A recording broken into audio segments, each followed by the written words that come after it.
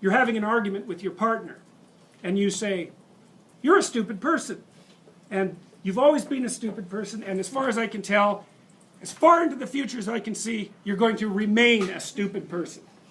So what are they supposed to do? What are they going to do when you say that? They're going to cry, like if you mean it. They're going to get angry, if you mean it. And they're not going to like you very much. And why is that? Well, it's like, it's assault, basically. The only way, really, the only thing that you can do in a situation like that is walk away, ignore it, respond in kind, or it degenerates into violence. That's it.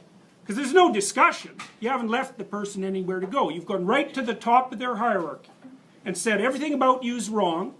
And worse than that, all the mechanisms that we could use to correct it won't work. So, those are fighting words. So don't do that unless you want to have a fight. So then you might say, well, what would you do instead? And the answer is, deliver the least amount of information you possibly can. And so let's say you come home and your person is watching TV, and you're kind of hoping they'd greet you at the door. You shouldn't break down into tears and say, you're a stupid person, you've always been a stupid person, and you're going to be a stupid person in the future. You should say, I have this peculiarity, and that is that when I come home, I don't have enough confidence to just be happy. I would like you to come and say, just shut the TV off for 2 minutes, come to the front door and say, hello, and then you can go back and watch your TV.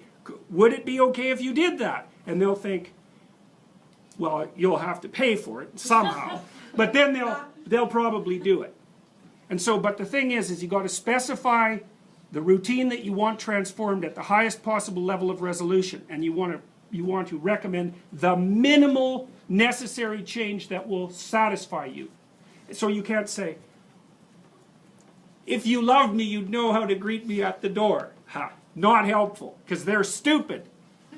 Right, and so are you. So you have to spell it out. It's like, what do you want? Exactly, what would make you satisfied?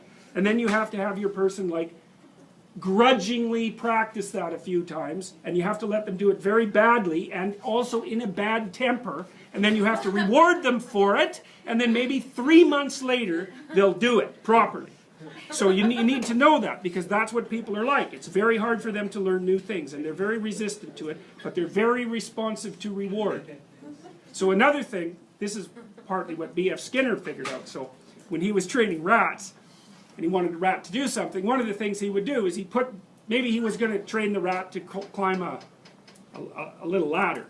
And I mean, he could get rats to climb ladders and then climb across like the little monkey bars and then spin around 3 times and then, you know, whack a ball and then eat something. Like, he got incredibly complex behavior out of rats.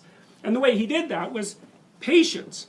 So he put the ladder in the cage and the rat would just run around doing rat things, and then it would put its hand on the first rung, and Skinner would give it a pellet. And so he did, you know, after even once, the rat's going to be like, stand in the immediate vicinity of the ladder, and then the frequency with which it's going to go like this is just increased. So then it does it again, bang, pellet. Well, soon the rat is just going like this, right? So then you wait until the rat tries the other hand. So you give it a pellet then. Well, then it's going like this.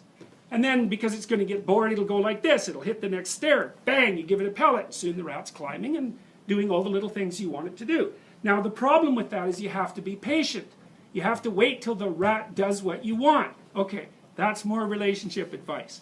Wait till the rat does what you want, and then reward it. And it's unbelievably useful. It's also extraordinarily positive. I mean, I'm being, you know, comical insofar as I can manage that about the situation. But people love reward, and they love attention. People love attention more than anything else. And so, if you watch through the day, and when your partner does something that's good, say, man, that was good, or something like that. You can be inventive, and then they'll do it more. And if you do that a whole bunch, like for a year, they'll be doing things that are good for you just all the time. But you have to be patient, which is very annoying, and you have to suppress your response to only respond to negative things. You know, because what we know about the expectancy models is that a deviation from expectation produces a burst of negative emotions. You know, so you come home and the whole house is clean, but there's like, I don't know, the dog has shed on the rug or something and the person overlooked that. It's like, you're not going to see the clean house, you're going to see the rug with the dog fur on it. You're going to say, why didn't you clean up the rug with the dog fur? And they're going to say, good luck getting me to clean up the house again. And, you know, because the thing is the exception stands out. And what's done doesn't. And the reason for that is you can just ignore what's done. Because it's done. It doesn't get in your way. So it gets invisible really quickly. So you really got to watch that tendency. One of the things Nietzsche said was that if you really want to punish someone, you don't punish them when they do something wrong. Because they expect that. That's not a punishment. They expect that. They might even be relieved by it. You want to punish them when they do something right. Because then you'll really hurt them. And so that's something to think about. If you're in a relationship, man, if someone's done something right, do not punish them. You do that 2 or 3 times, and that's it, man. You're not going to get them to do that anymore. So, judiciousness. Watch what they're doing. If something happens that's good, notice it. And, you know, if they've done a bunch of things, don't concentrate on the things they did wrong. That's not smart. It's really hard on them, too. Like, in some sense, this sounds manipulative and selfish, you know, because I'm teaching you how to train your partner. But you should also teach them how to train you. Because it would be really nice if you could come home and the person would say, well, what did you do today? And you say, you know, here's a bunch of things I did. And they say, well, this looks really good, and that was great, and why don't you do some more of that? And you're like, oh boy, it was a great day. And so, you know, you can train them to train you properly. And that's a really helpful thing, especially if you do it over a few years. You know, that's how you have a good relationship, because you're both clueless as hell to begin with. You don't know even what would make you happy, much less what would make the other person happy. And so you got to figure these things out bit by bit, and then you have to inform each other, and then you have to be patient enough to let your partner do these things really badly. I'll give you another example. Sometimes I see couples sporadically in my clinical practice. I'm not a couples counselor. And so, but sometimes when I'm working with someone, there's an issue that needs to be discussed with both people, because otherwise it's just stupid. And one of the things I often recommend to people, especially once they have kids, is that they set aside, to use an anachronistic phrase, date nights. Well, everyone hates that idea. It's like they say, well, you know, they'll just say I'm not doing that. That would be one objection. We're just not doing that. You know, that's what we did before we got married. They'll say, well, my partner would never go for that. They've got a bunch of excuses why that isn't going to work. And so I've heard all those excuses. I know all of them. And then maybe I convince them, yeah, sure, I know this is stupid. It's awkward. It's artificial. That's okay, just try it once. So then they go and try it, and then they come back and they say, we had an absolutely miserable time. Really, we had a miserable time. We couldn't agree on what movie to go to, and then, you know, she took me to her movie, and I really didn't like it, and so we fought all the way home. We're never doing that again. And I say, well, really, you've got 30 years, 400 days, that's 12,000 days. Okay, so you're not going to do that. You're going to spend the next 12,000 days without having any real romantic evenings and interactions with your spouse. That's your plan. And I like doing arithmetic with my clients. Hey, they hate that.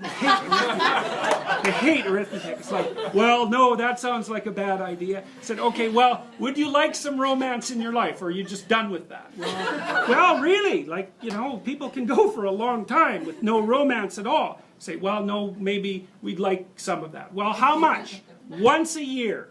Well, no. Once a month? Well, no. Once every 2 weeks? Well, sometimes people are really busy. It's like, okay, that beats the hell out of 0. Once a week, twice a week. Okay, whatever. We're gonna start with a range. Okay, what would a good evening look like? Like if you could both get exactly what you wanted, what would it look like? Well, then they have to think about that, because the previous theory was, my stupid partner should know what I like, and that's what the partner is thinking too. It's like, good luck with that, because no, they don't have a clue, especially if they're men, they don't have a clue. So you have to tell them what you want and how they could deliver it, and vice versa, which is very awkward and horrible. And then you have to practice it for 6 months. Because, you know, it takes a lot of practice to do something sophisticated really well.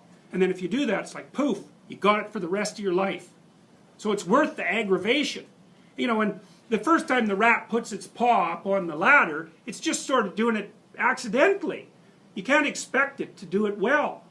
And that's exactly how to view your own progress and the progress of your partners. Like, let them do it badly for a while. At least they're doing it. So, and if you think they should do it faster, well, look real hard and see how easy it is to change your own behavior. Because it's really hard to change your own behavior. Everybody says, I'm going to exercise 3 times a week. New Year's. And it's like, no one does. They buy the memberships. And then they feel guilty for having them, but they don't actually go to the gym. And that's a perfect example of how difficult it is to transform behavior.